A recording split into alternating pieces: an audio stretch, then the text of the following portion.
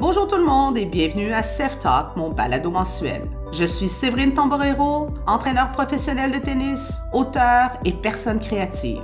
Ce balado parlera de sport, de leadership, de vie en général et de beaucoup plus avec mes invités spéciaux. Joignez-vous à moi tous les mois à coachsevi.com ou sur ma page Facebook pour la 3e saison de Self Talk. Bonjour tout le monde et bienvenue à Self Talk. Aujourd'hui, un petit peu particulier parce que je reçois quelqu'un que j'admire, que j'apprécie beaucoup et que j'ai eu sur les terrains de tennis et je dois même dire quand elle était plus jeune, même si elle est encore jeune. C'est un beau privilège de la voir. Ça fait longtemps qu'on n'a pas eu une belle discussion puis on va commencer aujourd'hui. Alors, je reçois l'athlète, je reçois l'auteur, je reçois l'enseignante aussi, on va en parler un petit peu plus tard, Marie-Christine Chartier. Marie-Christine, bienvenue. Merci, je suis vraiment contente que tu m'aies demandé de faire ça. C'est vrai qu'on n'a pas eu des discussions, même en tant qu'adulte, on n'a pas eu tant de discussions, mais ça va être le fun. C'est vrai, puis écoute, de prendre ce moment-là puis de le partager avec les gens, je trouve ça bien. Écoute, Marie-Christine, je l'ai dit au début, tu le sais, puis ça je te l'ai dit, même quand tu étais jeune, tes parents, des gens de cœur, des gens extraordinaires, passionnés de sport, passionnés de tennis. Et c'est là qu'on s'est connus sur les terrains de tennis. Quand tu étais plus jeune, j'essayais de faire le mieux que je pouvais pour te brasser un peu puis sortir ce talent-là. Et ça a marché, je pense, parce que, écoute, tu avais quand même des super qualités d'athlète et surtout la perspective très compétitrice. Maintenant, moi, ce que je connais de ton parcours, mais que les gens ne connaissent peut-être pas, c'est pourquoi le tennis? Qu'est-ce qui a fait que le tennis a été ton sport? C'est vraiment une bonne question. Puis honnêtement, je ne sais pas à quel point. Je pense que je suis une compétitrice dans l'âme. Et je pense que ça aurait pu être beaucoup de sport. Je ne sais pas si c'était un amour que j'avais initialement pour le tennis. Pas vraiment, on m'a mis dans le tennis. Mes parents jouaient au tennis. Mon père tripait sur le tennis. Ma marraine jouait au tennis. Puis, j'étais enfant unique. Fait que ça me permettait d'aller jouer avec des gens, je pense. Puis, en même temps, je suis pas tant une fille de sport d'équipe. C'est ça que j'ai réalisé là, en grandissant. Fait que je pense que c'était juste un sport qui fitait avec beaucoup des caractéristiques que j'ai dans la vie et vice-versa. Je me suis développée aussi à cause que j'ai joué au tennis d'une certaine façon. Mais c'était vraiment une affaire comme t'es jeune, tes parents t'inscrivent à un sport, puis finalement, on dirait que j'ai comme pogné une traque, là, puis assez rapidement, c'est devenu comme sérieux. Puis je suis partie là-dedans à fond la caisse. Puis après ça, il n'y avait pas vraiment d'autres sports. J'ai fait de la natation quand j'étais jeune, mais c'était rien de.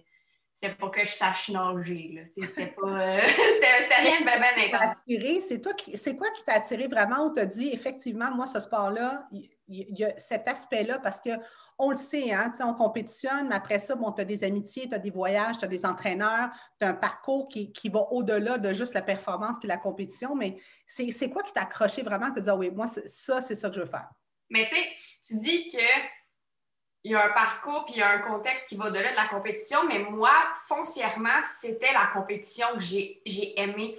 Tu sais, j'ai jamais tant tripé sur m'entraîner. Tu sais, faire des croisés, prendre du temps pour faire des paniers de service. Tu sais, c'est pas quelque chose que je tripais tant que ça à faire, mais de savoir qu'il y avait quelque chose dans lequel j'excellais vraiment, tu sais, sans être présomptueuse, mais dans lequel j'étais meilleure que la majorité des gens que je croisais, ça a toujours été un des aspects que j'ai beaucoup aimé. Puis au début, en fait, je tripais pas vraiment.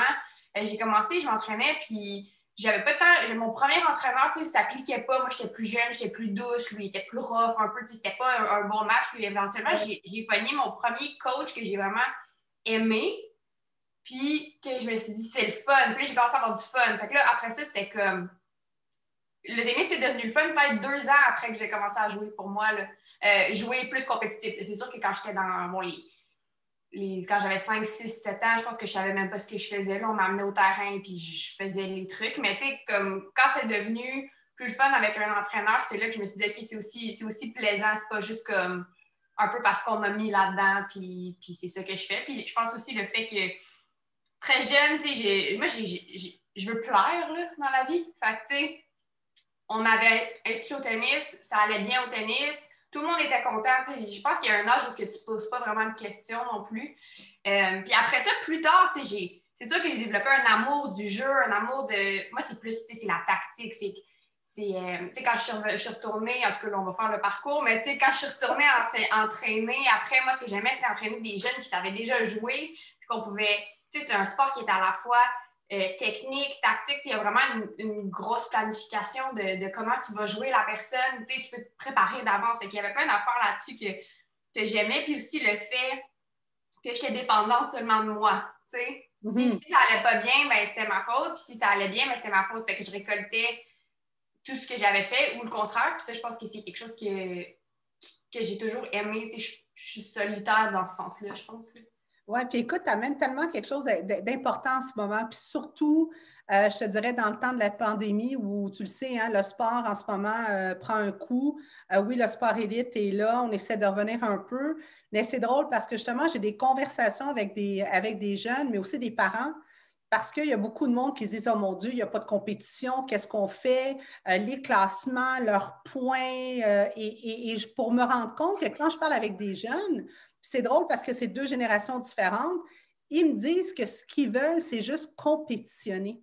Ouais. Cet aspect-là que tu mentionnes de vouloir faire des tournois, d'avoir une victoire, une défaite, ça va au-delà de ce fameux classement, puis de la position dans un tournoi, puis tout ça. C'est le fun de t'entendre parce que là, on est là et on est rendu à un niveau où il faut dire aux parents, oui, c'est correct, il y a une partie justificative de tout ça, mais comprenez que vos enfants, ce qu'ils veulent, c'est l'aspect compétitif.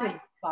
Puis c'est tellement ça, tu le mets en mots d'une super façon parce que dans le fond, pour moi, tout ce qui est l'aspect, les points, les classements, surtout à un jeune âge, avec du recul puis avec, bon, un certain bagage dans tout ça, je comprends pas là, pourquoi on donne des rankings à des enfants de 10 ans, c'est pas important.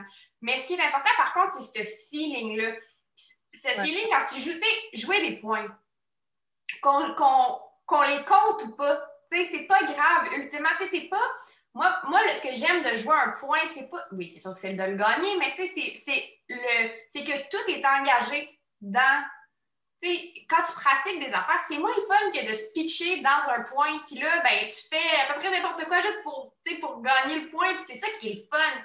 Puis oui, c'est sûr que, bon, les classements, les CLC, mais quand on parle de pourquoi on aime la compétition, c'est pour être dans ce moment-là. Dans ce moment-là, dans ma vie, là, je pense à rien d'autre. Là, t'es dans le point, puis c'est là que ça se passe. Tu penses pas, c'est complètement, puis c'est pas de penser à j'ai-tu gagné mon Super Breaker, là. C'est pas ça, là. C'est ce feeling-là. Puis c'est ce feeling-là qu'encore aujourd'hui, je m'ennuie, tu sais. Je m'ennuie de jouer au tennis, pas parce que je tripais tant que ça à faire des drills, là, mais parce que moi, que j'avais du fun, quand on partait, quand on arrivait à un sport-études, puis c'était comme une journée où c'était une compétition par équipe. Ouais. Les meilleurs vendredis, là, c'était juste, tout le monde avait du fun, puis c'est ce feeling-là qu'on aime, puis c'est ça qui doit manquer aux jeunes, bien plus que se dire qu'est-ce qui va arriver avec mon classement. Là, écoute, tu as tellement raison. Puis ce qui est drôle, c'est puis encore, c'était comme ça dans ton temps, c'est encore comme ça aujourd'hui. Il y a tellement une fausse perception que tu ne peux pas être compétiteur, que tu ne peux pas être compétiteur dans le plaisir, puis que tu ne peux pas être compétiteur dans le plaisir en voulant gagner. Et c'est correct de vouloir gagner. Et comme tu dis, ça va au-delà de l'aspect validé par classement et tout ça. C'est pas parce qu'il n'y a pas un système de points que le jeune n'a pas envie de gagner un match. Ouais. C'est la base de la compétition. Puis de t'entendre là-dessus, je pense que ça reflète effectivement ton parcours aussi du sport, mais ça amène aussi une réalité qui semble être toujours là, puis des contradictions qui continuent d'être là, puis qu'il faut qu'on enlève. Et ça va au-delà du classement. Il faut que cette partie-là de compétition, de plaisir de le faire. Puis oui, ça ne veut pas dire que quand les jeunes y perdent, ils ne vont pas brailler leur vie. C'est correct, c'est normal. Ça fait partie de la game. Et voilà. Mais tu sais, moi, je pense que j'ai pas eu un rapport sain à la compétition jusqu'à très tard dans ma vie. Tu sais, je pense pas que Tu sais, là, j'en parle, puis, tu sais, je suis capable de dire que ce que j'aimais, c'était ce feeling-là. Mais, tu sais, je pense pas qu'à 12 ou 14 ou même 16 ans, même quand j'étais à l'université, là, je pense que mon rapport à gagner a été vraiment un frein pour moi dans ma vie. Puis, tu sais, aujourd'hui, si je pouvais me parler à la moi de 12 ans, puis en même temps, c'est au-delà de parler, c'est tout le processus depuis que tu es tout petit puis que tu es mis dans des équipes du Québec, dans des ci, dans des ça, dans des classements, justement. Mais moi, si j'avais eu moins peur de perdre, je pense que j'aurais été une meilleure joueuse. Vraiment, là, c'est vraiment un des constats là, que j'ai fait. Puis j'en ai discuté avec mes parents de tout ça aussi, avec du recul. Si je m'étais plus juste concentrée sur mes shots, me pratiquer, m'améliorer, avoir du plaisir. Le plaisir, c'était tellement une petite partie. Puis tu t'en rends pas compte quand tu le fais. Je n'étais pas malheureuse. Je voulais pas arrêter. Je n'avais pas de ces pensées-là. J'étais juste dans ce tunnel-là. Mais si j'avais été capable de prendre un recul et de me dire, là, ce qui serait important, c'est de me développer et non de gagner, je pense que j'aurais été meilleure, pour vrai. Et est-ce que, deux choses, c'est super intéressant ce que tu dis. Je pense que ça rejoint un petit peu ce que tu disais au début, dans cet aspect-là de vouloir plaire, dans l'aspect aussi qu'il y a quand même une réalité. On est toujours plus valorisé, on a toujours des attentes dans la victoire qu'on a moins aussi dans la défaite. Mais l'élément déclencheur pour toi, parce que c'est quand même un parcours jeune encore pour avoir réfléchi à ça, il vient d'où, tu penses? Tu veux dire déclencheur de cette réalisation-là? Oui. Ma maîtrise. Fait que dans le fond, quand je suis revenue au Québec, j'ai passé 6 ans aux États-Unis. Oui. Puis quand je suis revenue, je savais pas quoi faire. J'étais vraiment au point de départ. Là, genre, je suis revenue avec aucune balise, rien. Puis j'ai fini par aller faire ma maîtrise à l'Université Laval. Puis j'ai fait ma maîtrise en psychopédagogie. Dans le fond, je le fais au sein du département d'éducation physique. Et là, j'ai fait ma maîtrise avec une gang de monde qui avait fait des bacs à ballons. Tu sais, du monde qui jouait. Là. Puis moi, au début, tu sais, c'est du monde, c'est mes meilleurs amis encore aujourd'hui, je les adore. Mais au début, on ne se comprenait pas du tout. Tu sais, on allait dans un genre de terrain de squash, puis là, il y avait un ballon, puis là, il partait un jeu. Puis là, moi, j'étais comme, c'est quoi les règles? Qui gagne? Puis il était comme, non, mais on joue. Puis j'étais comme, ouais, mais ça marche pas pour moi, ça là. Puis, autour des discussions, des bières qu'on a prises, puis de refléter sur nos parcours tellement différents dans la vie, parce que c'est des gens qui avaient joué au soccer, joué au basket, joué au badminton, ils avaient tout fait. Ils n'avaient pas choisi rien de particulier dans quoi aller. Ils avaient juste touché à tout. Ce qui était leur parcours, le mien était différent. Je ne dis pas qu'un est mieux que l'autre, mais en confrontant un peu ma réalité à la leur, j'ai comme eu des déclics qui se sont faits de dire, tu sais, par exemple, quand on jouait à tous les jeux, moi, j'étais la moins bonne de la gang parce que j'étais juste bonne au tennis. Tu sais, je me suis développée comme une athlète très spécifique de ce sport-là, mais après ça, j'avais l'air ridicule là, quand je jouais au soccer. Fait que, tu sais, il y a plein d'affaires que j'ai réalisées que j'ai peut-être pas développé d'autres aspects de moi en me centrant très, très jeune sur... Puis, tu sais, aussi, on a discuté, pas dans les cours aussi, de la spécialisation précoce des athlètes, puis tout ça. Puis, à un moment donné, tu te fais dire des notions comme ça, puis tu t'associes à ça aussi, pas, en me disant, ben moi, à 8 ans, j'étais comme... Je jouais au tennis, là, il n'y avait rien d'autre. Je ne pouvais pas faire de ski parce que d'un coup, je me cassais une jambe, puis que je ne pouvais plus aller au championnat québécois. Mais, tu sais, mettons, là, ça n'aurait peut-être pas été si grave. C'est des trucs comme ça. Oui, bien... une réflexion qui est tellement, tellement importante, je te dirais qu'il prend encore plus son sens peut-être pour toi, maintenant, à ton âge adulte, puis au niveau professionnel, mais qui prend son sens pour tous les gens qui vont t'écouter avant aussi, parce qu'on est dans un système très précoce au niveau du sport. On veut que les jeunes fassent un entraînement unique. On compare les meilleurs, puis quand on regarde leur parcours, on se rend compte qu'ils ont fait que le même sport à 7, 8, 9 ans. Puis cette perspective-là de développement à long terme de l'individu au-delà de l'athlète, c'est un discours qu'on essaie d'avoir et de continuer d'avoir avec les parents, avec les jeunes. C'est sûr que tu as toujours, hein, tu t'en as parlé, puis tu l'as vécu aussi, tes parents l'ont vécu aussi, tu as la pression du sport lui-même, qu'il faut que tu rentres dans le système, tu vas avoir des opportunités, il faut que tu sois dans le classement, il faut que tu sois sélectionné par des fédérations provinciales, nationales. Mais comme je dis souvent aux parents, des fois, bien, tout ça, il y a un coût. Et on ne le voit pas quand tu as 7, 8, 9, 10 ans, on s'en rend compte peut-être justement à 20, 22, 23, 24 ans, puis un petit peu plus tard, tu sais. Mais tu sais, c'est ça, puis c'est pas... tu sais, là, je dis ça, puis ça a l'air d'être quelque chose qui m'a coûté, puis c'est vrai que il y a certaines choses que, tu sais, si je pouvais, je leur ferais différemment, puis en même temps, si je l'avais fait différemment, il y aurait eu d'autres choses. Fait qu'à un moment donné, c'est aussi d'accepter le parcours qu'on a eu, ce que j'ai fait, puis je pense que c'est extrêmement difficile de trouver cette balance-là, trouver ce milieu-là, tu sais, parce que c'est correct de vouloir exceller dans quelque chose. Tu sais, c'est correct de vouloir de dire, moi, mon fils ou ma fille a tripe sur le tennis, puis on y va. Mais comment soutenir ces athlètes-là? Comment leur permettre de rester des enfants, des ados? C'est extrêmement difficile. Tu sais, moi, je peux juste témoigner de ce que j'ai vécu, puis je peux juste témoigner de... Tu sais, avec mes parents, on a eu plein de discussions parce que je m'entends super bien avec mes parents. Tu sais, j'ai une super belle relation avec eux, puis on est capable de refléter sur des situations, tu sais, des changements de coach, des changements de ci, des changements de ça.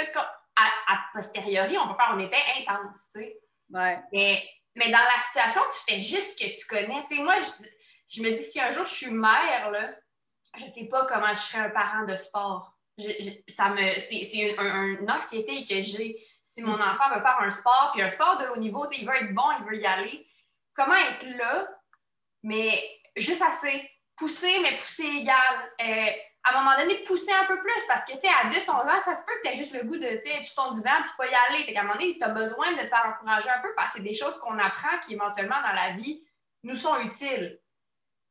Mais c'est gros, là, surtout que mes parents, moi, ils avaient fait, tu sais, j'étais la première à la dernière, là, il y avait moi, là, fait que c'était comme, j'étais le projet pilote, là, tu sais, on y va, puis on fait ce qu'on peut, mais c'est extrêmement difficile, puis surtout quand, justement, le système pousse d'un certain sens, pousse la performance, la compétition, tu sais, puis on se fait dire par entraîneur, autres parents, ouais, faut que ça y aille. Bon, tu dis, OK, faut que ça y aille. Ouais. Mais écoute, et en même temps, je pense que puis on va faire le transfert vers ça, puis c'est un petit peu moi ce que j'essaie de faire depuis que je suis dans le milieu du coaching aussi. Je veux dire, à quelque part, c'est là que c'est important de continuer d'avoir des dialogues avec les familles, avec les parents, parce que on dit toujours, mon Dieu, ils ne prennent pas des bonnes décisions, ils sont intenses et tout. Oui, mais en même temps, ils ne connaissent pas autre chose.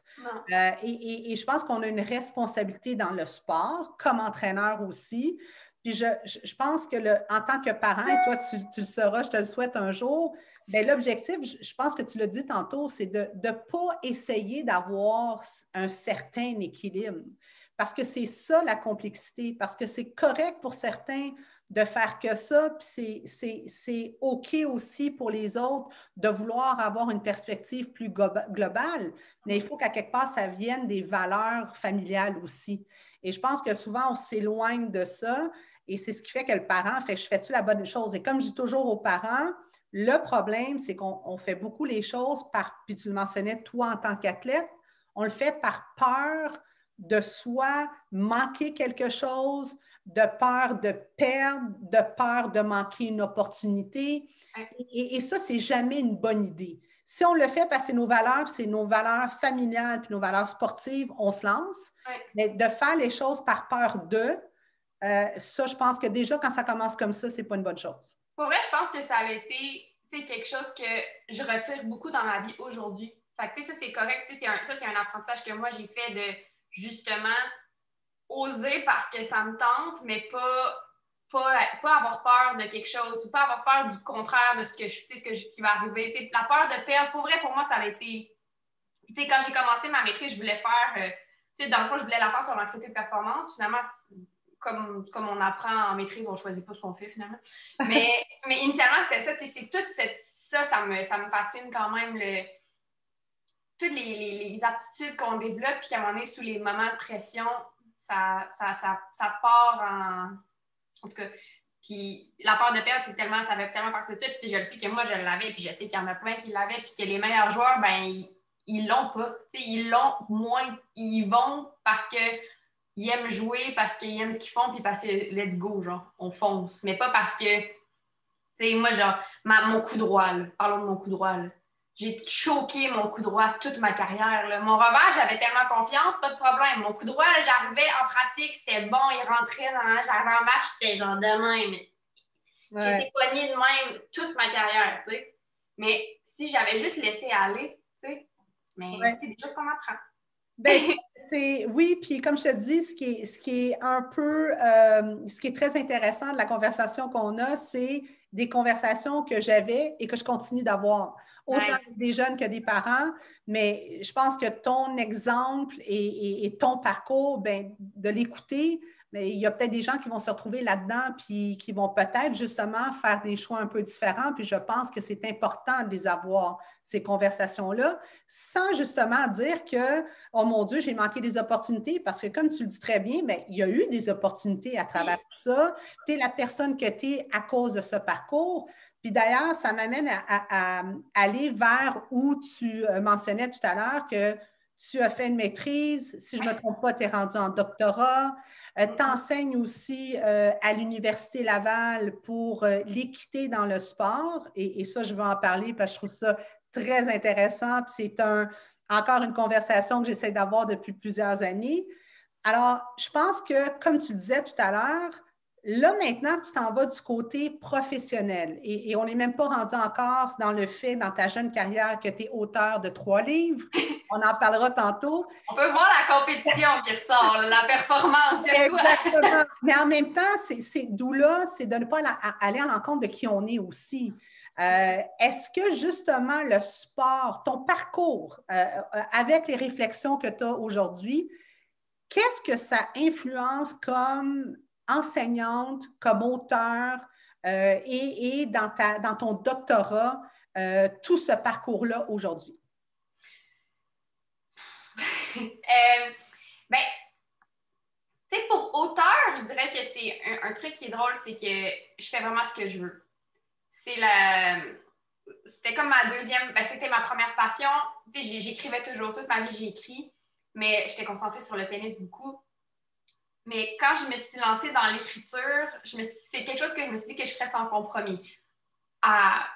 On s'entend, là, je veux dire, on peut faire un compromis sur la couleur de la couverture d'un livre, mais je fais ça foncièrement parce que j'aime ça, puis ça m'appartient juste à moi. Fait que ça, c'est quelque chose que je pense qui est un petit peu un contraire de ce que je peux avoir vécu dans ma carrière au tennis. Après ça, il y a plein de choses aussi que j'ai développé en étant une athlète. Tu sais, veux pas, c'est quand là, on en parle, puis ça semble tellement évident, mais prioriser mon temps, je veux dire, juste savoir comment m'organiser. Parce que je veux dire, c'est ça, comme tu dis, j'ai plusieurs chapeaux présentement, puis j'aime ça être busy. J'aime ça avoir plein d'affaires. Si j'ai pas une journée qui est pleine, on dirait que je suis pas capable de me gérer. Là, je suis comme, qu'est-ce que je fais? Puis ça, c'est quelque chose on s'entend que quand on est même aux États-Unis, là, quand j'étais là-bas, c'est des journées super remplies. Puis, mais tu sais, je pense qu'il y a aussi une grosse coupure entre mon parcours d'athlète au Québec et mon parcours d'athlète quand je suis allée à l'université. Parce que je pense que l'université, ça n'a pas été le meilleur pour mon tennis parce que, bon, tu sais, on passe notre vie à être centré sur nous-mêmes, puis faire notre sport, puis tout ça, puis c'est juste nous, puis notre bouffe, notre préparation mentale, nos affaires, c'est le tennis, c'est super centré sur toi-même. Puis là, t'arrives, t'es un numéro dans une équipe de 12 filles, interchangeable, tu sais, puis là, les points comptent en équipe. Là, toi, tu peux gagner, mais l'équipe perd pareil. Tu sais, pour moi, ça n'a pas été tant un bon fit. Mais personnellement, tu sais, dans mon identité, ça a fait une grande différence parce que là, j'avais des coéquipières, j'avais des amis, j'avais genre une gang, là, tu sais, j'avais des gens avec qui on était des ride or die, puis on s'entendait super bien, puis on vivait tout ça ensemble, puis ça, ben ça m'a permis quand même de développer d'autres aspects que je n'avais pas développés quand j'étais ici parce que j'étais tellement centrée sur jouer, gagner, whatever, la prochaine étape ou le prochain championnat québécois ou le prochain canadien que je ne développais pas ces amitiés-là. Je n'avais pas appris comment être une compétitrice et une amie, je pense. OK, intéressant. Puis ça, c'est quelque chose qu'aux États-Unis, j'ai pu apprendre à faire. Puis, tu sais, c'est ça, je disais tantôt, je diverge, mais tu sais, quand je suis arrivée à la maîtrise, c'était mes premiers amis dans ma vie où je n'étais pas en compétition avec eux, pas en tout. Mm-hmm. Puis ça me. Tu sais, c'est là, je pense que j'ai fait le plus gros comme développement personnel. Là, là c'était juste des amis parce que c'est des amis, parce qu'on s'entend bien. On n'avait rien qui nous reliait ensemble. Mais tu sais, ça, je pense que c'est un cheminement que le sport m'a permis de faire. Puis c'est sûr que là, tu sais, j'enseigne au bac en intervention sportive. Fait c'est sûr que c'est tous des gens qui baignent dans ça va être des futurs intervenants sportifs. Fait que c'est sûr que c'est le fun parce que quand j'arrive devant eux, puis que, tu sais, premier cours, je me présente, puis je leur parle un peu de mon background, bien, ça me donne, je veux pas une crédibilité, même si des fois, comme, les premiers cours, ils me voient arriver, puis ils sont comme, c'est elle, notre prof, genre. Et après ça, tu sais, quand je leur explique un peu mon background sportif, ce que j'ai fait, puis tout, ben je vois qu'ils m'écoutent un peu, en tout cas, plus parce que je suis capable de relate avec eux sur leurs expériences sportives. Fait que ça m'apporte beaucoup. Tu sais, dans le contexte de l'enseignement. C'est quoi ta plus grande surprise quand tu les écoutes, eux, par rapport à leur bagage et le tien? C'est quoi ta plus grande surprise, que ce soit positif ou moins positif, quand justement tu as une discussion avec ces gens-là qui sont, dans le fond, les prochains modèles pour le sport pour nos jeunes, hein? Ben, je dirais que moi, ça fait 3 ans ou 4 ans que j'assistais, puis là, ça fait 2 ans que je le donne. Puis ce que j'ai trouvé le plus beau, en fait, là, c'est qu'il faut vraiment actualiser le cours à chaque année parce qu'ils sont de plus en plus informés. Tu sais, initialement, là, dans le premier cours que j'ai aidé, là, on parlait de LGBT, phobie. Puis là, il fallait tout expliquer, puis tu sais, les termes. Puis là, tu vois, là, ils savent vraiment plus, ils sont vraiment plus au fait des enjeux. Quand je parle d'athlètes transgenres, ils ont des idées de cas qui sont arrivés, ils savent. Quand je parle de. Tu sais, je présente le cas de Caster Semenya la première fois, c'était comme c'est qui ça? Maintenant, ils savent c'est qui, ils sont informés. Tu sais, il y a plein de façons qui sont. Puis aussi, tout ce qui est niveau. Tu sais, il y a un travail immense à faire encore dans l'équité en sport, équité homme-femme, mais quand même, cette génération-là est beaucoup plus au fait, puis est beaucoup plus... Il faut moderniser beaucoup le cours parce que ce qu'on expliquait il y a 10 ans, pour eux, c'est plus exactement comme ça que ça se passe. Puis ça, c'est quelque chose que je trouve qui est quand même vraiment beau. C'est le fun de leur présenter quelque chose, puis des fois, ça laisse une surprise dans le cours quand tu vois que là, bon, c'est ce que je suis en train de leur dire, ils savent. Mais, tu sais, c'est le fun aussi parce qu'écrire à un moment donné, ça veut dire que le message se rend, là, tu sais. Ah non, mais puis c'est super intéressant. Puis à partir de là, tu parles beaucoup d'équité homme-femme. C'est quelque chose que tu fais, c'est quelque chose, je pense, qui te passionne aussi. Encore une fois, il y a du chemin à faire là-dedans, c'est sûr. Mais pour toi, le parcours le défi le plus grand dans ce parcours-là, tu dirais que c'est lequel? Le parcours d'une femme en sport, tu veux dire? Oui, au milieu sportif.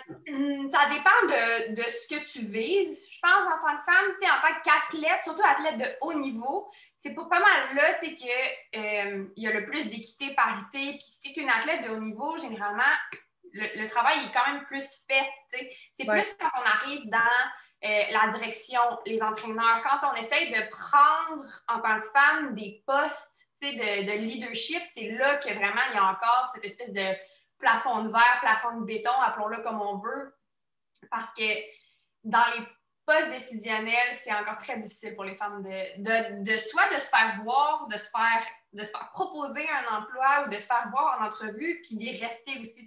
Une fois qu'on est entré, c'est de retaining women, puis c'est pas quelque chose qui se fait encore vraiment là. Non, parle-moi-en. On peut en parler longtemps, mais tu as tout à fait raison. Puis c'est un petit peu ça aussi. Hein? Et c'est de comment tu fais, toi, pour le faire au niveau de l'enseignement, mais aussi dans ton vécu à toi, de créer des opportunités. Parce que c'est une chose d'avoir des quotas, je dis toujours, à mon avis, ce n'est pas juste une question d'équité, d'égalité, c'est une question d'opportunité.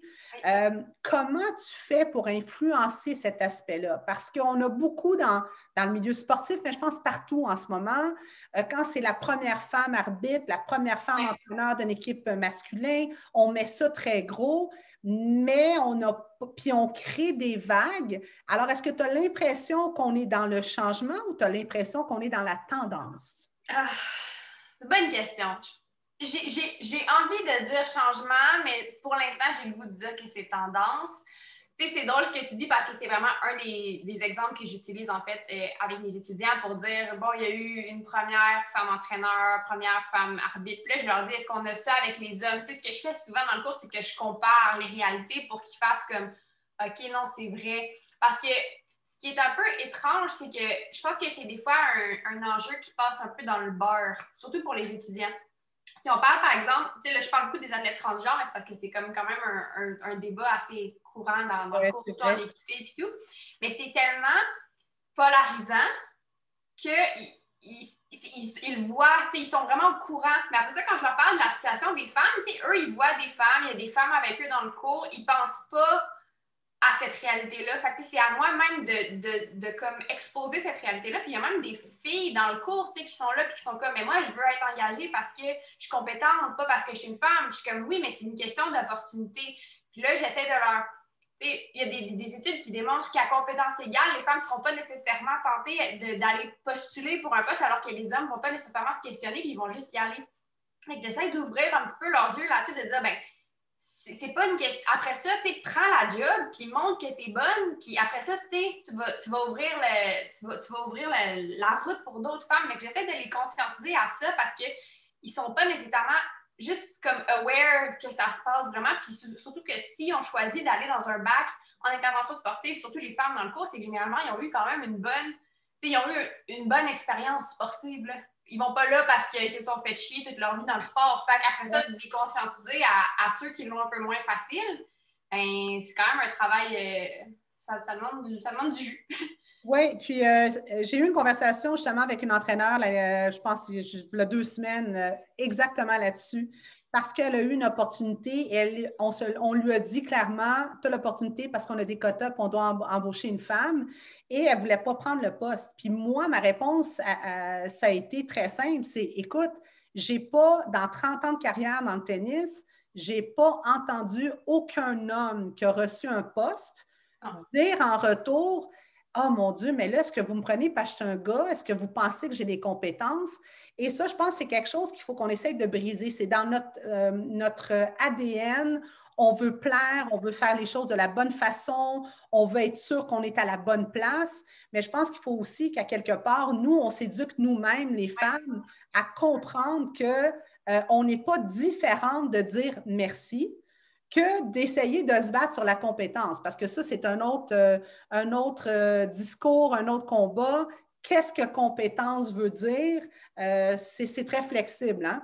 Est-ce qu'il est compétent pour un et peut-être pas compétent pour l'autre? Donc, effectivement, c'est encore une discussion puis un débat, je pense, qu'on va avoir pour plusieurs années. Mais tu sais aussi, ce que tu dis, c'est vrai, je pense, de s'éduquer, nous, dans le sens de changer notre mentalité, mais aussi c'est la structure puis c'est le système parce qu'à un moment donné, il y a eu des vagues là, pendant un bout, on éduquait les femmes entraîneurs, on éduquait les femmes dans les postes de leadership, on disait c'est un problème de femmes. Puis à un moment donné, il y a eu un shift de dire c'est pas un problème de femmes, c'est un problème des organisations, c'est un problème des cultures des organisations, c'est un problème des structures qui facilitent pas. Si moi, à un moment donné, je me sens pas à l'aise, c'est parce qu'il y a eu une gang dans ma structure, dans l'organisation qui a fait qu'à un moment donné, je me sentais pas à l'aise ou je me sentais pas compétente ou je me sentais pas à ma place. Fait qu'à un moment donné, c'est aussi, ça va beaucoup plus large, que nous-mêmes nous dire, faut que je me parle et que je le prenne. Il faut aussi que le système nous accueille. Je pense que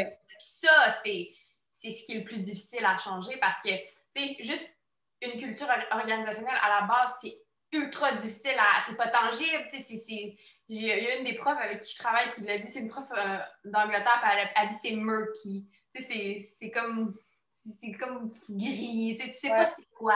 Fait que déjà, juste d'identifier c'est quoi la culture de l'organisation, après ça, d'identifier c'est quoi les moteurs de changement derrière cette. À un moment donné, c'est du gros travail. C'est ça qu'on essaie de faire, mais c'est pas facile. Mais je pense que ça prend des gens comme toi, puis ça prend des gens qui sont justement pas juste motivés à amener un contenu éducatif, mais de le faire par passion, puis c'est ce qu'on entend, puis en tout cas, je t'encourage à continuer Ben, toi aussi, là, je veux dire, ça prend aussi, toi, tu es un modèle, puis c'est le fun parce que tu as une carrière qui est très successful, puis en plus, tu peux être un modèle pour les femmes qui peuvent le faire, puis ça nous en prend. À un moment donné, ça prend des gens qu'on peut regarder et dire, ben regarde, Séverine, elle a réussi, elle a une position, d'envergure, elle fait son chemin là-dedans, puis ça, c'est quelqu'un vers qui je peux me tourner. Puis ça en prend, puis plus qu'il va en avoir, plus que justement, on va faire, ben, ça se peut, ça arrive, il n'y en a pas le one arbitre, mais on est une gang là, qui réussissent, fait que... Ben, écoute, merci, mais tu as raison. Je pense que c'est un petit peu, je te dirais que c'est un parcours que moi, comme entraîneur, ben, tu le sais, j'ai entraîné des garçons, j'ai entraîné des filles. J'ai jamais eu une perspective différente par rapport à mon travail ou qu'est-ce que je représentais. Et effectivement, comme tu dis, c'est quand j'ai eu la position d'être directrice et que là, je me promenais dans les clubs, puis c'était vraiment bizarre parce que la première année, j'ai eu à peu près, je dirais, une cinquantaine de parents qui sont venus me voir, qui me disent « Oh, wow, enfin une femme qui est dans un poste. » Là, j'étais là, hein? Puis même moi, j'avais comme un malaise parce que je ne comprenais pas.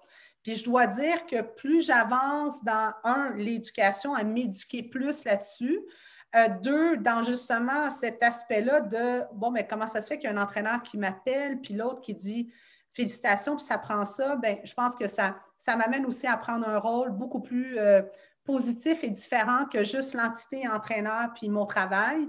Oui. Tu as raison, je pense qu'on a besoin de montrer qu'on est capable de faire, d'être une voix aussi pour ces jeunes femmes-là, parce que ce qui s'en vient, bien, il faut qu'on les motive parce qu'il arrive beaucoup de situations que moi j'entends, puis je vais le prendre par le milieu du tennis, puis je ne parle même pas des entreprises puis de d'autres sports, où il y a des jeunes femmes qui disent « moi, mon objectif, c'est que j'aimerais ça être directrice de telle fédération, d'être présidente de telle fédération. » Puis finalement, on les perd parce que très, très tôt, elles voient qu'ils n'ont pas l'opportunité, elles se sentent complètement inutiles parce qu'elles n'ont pas de voix. Donc, c'est tout ça qu'il faut essayer effectivement de changer. C'est devenu un role model un peu...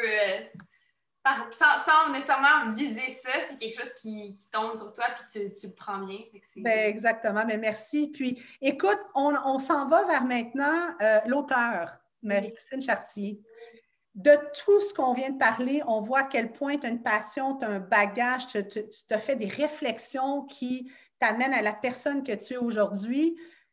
À quel point cette partie-là de Marie-Christine l'athlète, l'enseignante, est un peu dans le livre ou pas du tout, ou beaucoup par rapport à tes personnages, par rapport au ton, puis au contenu que tu amènes dans tes livres?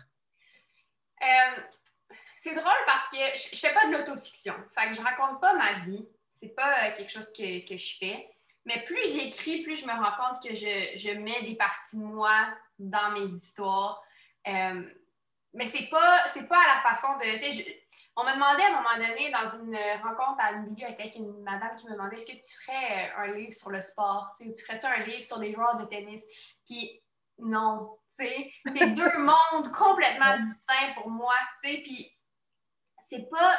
Je sais pas si c'est parce que ça file trop proche de moi. T'sais. Je veux pas raconter aux gens ma vie quand je raconte des histoires. Je raconte des histoires. Puis peut-être un jour, je fais une série de télé ado sur des joueurs de tennis, mais pour là, c'est encore trop frais, c'est encore trop proche de moi. J'aurais l'impression, je pense, j'aurais pas de plaisir, je pense, à raconter ça. Ça, c'est une partie de moi que j'ai comme... Tu sais, veux pas l'athlète, j'ai 29 ans, là, fait qu'elle est derrière moi, là. Tu sais, elle a pris sa retraite, puis elle a une retraite bien méritée, puis je suis rendue ailleurs, fait que je vais pas me mêler ces trucs-là. Après ça, c'est sûr que à un moment donné, on est un amalgame de tout ce qu'on a vécu. Fait que si j'ai des réflexions par rapport à certaines la performance, notamment des trucs comme ça, puis ça vient dans mes romans, ben ça vient tout de moi éventuellement. J'aime ça penser qu'il y a des petits personnages qui vivent dans ma tête, là, mais on s'entend que ça finit tout par venir de moi. Fait que c'est sûr qu'il y a des réflexions que je fais qui sont influencées par mon bac en psycho ou ma maîtrise ou le tennis, mais je ne veux pas parler de ça dans mes livres. C'est quelque chose qui est complètement autre. C'est comme ma deuxième phase de ma vie. Oui, puis tu sais, pour partager quelque chose avec toi, puis je pense que tu l'as peut-être écouté dans la première saison de Self Talk parce que ça a été mon premier épisode, je faisais la réflexion justement sur la passion. Et j'expliquais que j'étais chanceuse, j'avais un privilège, je vais avoir 50 ans cet été, je suis dans le coaching depuis que j'ai 17 ans, j'avais trouvé ma passion très rapidement, j'étais dans ma passion, puis finalement, après 30 ans, de me rendre compte que ma passion, c'est pas le tennis. Ma passion, c'est le partage, c'est communiquer. Et le tennis, ça a été un véhicule pour ça. C'est pas, je ne l'ai pas fait par réflexion personnelle, oh mon Dieu. Je pense qu'il y a plein d'événements qui sont arrivés qui m'ont amené à réfléchir. Puis je pense que pour toi, ça va sûrement être la même chose. C'est que tu vas avoir des événements qui vont arriver, qui vont te ramener à quelque chose. Tu vas te faire, ah ben oui, c'est pour ça. Et je pense que ça, c'est correct. On ne peut pas le changer. Oui. Ça fait partie de notre processus, hein? Puis, tu sais, comme tu disais tantôt, tu sais, puis veux pas, tu sais, là, je suis en train de travailler sur mon 4e roman, puis je vais avoir écrit 4 romans à 4 ans.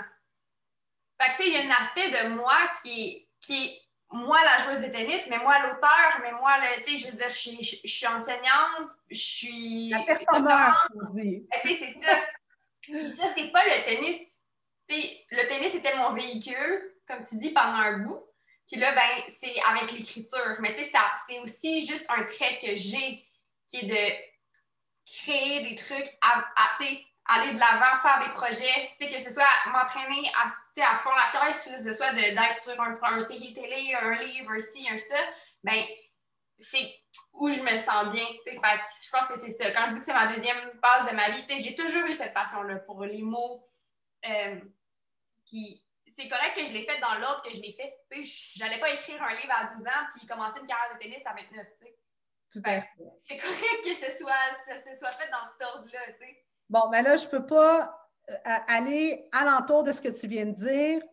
Le 4e s'en vient. Oui. Bon, là, est-ce que tu peux, aux gens qui vont nous écouter, nous dire un petit peu, ça va avoir l'air de quoi?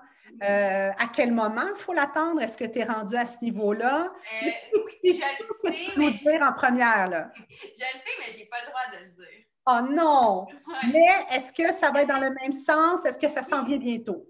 Oui, oui. Oui. Oui. Même dans le même sens, très, très dans le même sens. Disons ça comme ça. Alors, les gens qui t'aiment, qui t'adorent, qui aiment te lire vont être gâtés. Ben, je pense que oui. J'ai vraiment hâte de voir. J'ai vraiment senti... J'ai publié mon premier roman, puis à mon lancement, c'était mes amis, puis mon monde qui était venu m'acheter mon livre. C'était comme, bon, ben, on va voir. Moi, j'ai vraiment fait ça en me disant, je peux pitch dans l'univers, puis advienne que pourra. Je l'ai vraiment vu là, entre mon premier et mon 2e, puis là, mon 3e. Il y a eu quand même un bel engouement, puis je le vois que les gens... la pandémie a quand même aidé aussi. Là. Les gens ont lu comme j'ai jamais vu ça. Puis j'ai reçu tellement de messages. Puis ça fait juste aller en grandissant vraiment l'attrait pour mes romans. Fait que j'ai hâte de présenter ce 4e roman-là parce que je pense que ça vient boucler la boucle un peu à cette série de romans-là que j'ai faite. Après ça, j'irai peut-être dans un autre... je ne serai pas du polar, là, mais j'irai peut-être dans quelque chose de différent un peu. C'est que je travaille aussi sur une série télé, là, fait que ben écoute, je te le souhaite. Regarde, avant de quitter, parce que, écoute, Marie-Christine, quelle rencontre, quelle belle discussion on pourrait, et j'espère en faire d'autres encore comme ça, parce que tu vas amener, je pense, beaucoup de réflexion aux parents, aux athlètes, aux entraîneurs, à tous les gens qui vont nous écouter sur justement tout le processus de l'identité, de l'expérience, du sport, comment on peut transférer tout ça. Mais je sais que c'est important pour toi, c'est important pour moi en tout cas, puis je pense qu'en ce moment, ça prend beaucoup de place, la musique. Oui. Alors, je suis certaine que je pourrais te poser la même question dans 3-4 mois, puis tu aurais une autre réponse, mais quelle chanson en ce moment t'écoutes ou qui te représente ou que tu as envie de partager avec les gens? Mais là, en ce moment, je suis pluguée intraveineuse sur le nouvel album de Taylor Swift. C'est bon, hein? Mais genre... J'adore, là. Fait que ça me représente pas parce que la toune, c'est pas vraiment moi. Quoique, on pourra faire un autre podcast là-dessus. Mais mettons Champagne Problems, là. Genre, je pense que mon chum, il est plus capable. Là. Il rentre dans la maison, là, puis il est comme arrête, joue une autre toune. Puis je suis comme, mais c'est bon! Bon, fait que là, c'est la chanson qui te suit en ce moment. Ah ouais. Bon, écoute, Marie-Christine, avant de te quitter, Oui. rappelle-nous le titre de tes 3 romans, s'il te plaît. Où Vous les les voyez gens... derrière mon mur de gypse. Oui. Et j'ai le mien ici, d'ailleurs. C'est l'allégorie des truites arc-en-ciel, tout comme les tortues, puis le sommeil des loutres. Et le quatrième qu'on ne peut pas mentionner encore, qui s'en vient. Mais il reste dans l'eau. Oh, OK, super, il reste dans l'eau. Alors là, on peut ouvrir un petit peu nos horizons là-dessus. Et les gens peuvent te rejoindre, j'imagine, sur les réseaux sociaux. Est-ce que tu as une page Facebook? J'ai une page Facebook, Marie-Christine Chartier, auteur, puis mon Instagram, c'est MC_Chartier. C'est pas mal là que je suis le plus active et qu'on voit beaucoup de photos de mon chien puis mon chat. Et que c'est là qu'on va voir le lancement de ton 4e livre. Yes, for sure. Marie-Christine, c'était un plaisir. Je te remercie de ta générosité. Tu vas saluer tes parents pour moi, s'il te plaît. Oui, certainement. Je suis certaine qu'on va refaire ça à nouveau. Yay! Merci beaucoup. Merci à toi. Salut! Bye. Donc voilà pour ce mois-ci. Si vous avez des questions ou des commentaires, allez sur mon site web à coachsavvy.com. Au plaisir de se retrouver pour le prochain balado. Merci de faire partie de cette communauté. À la prochaine. Sevs out.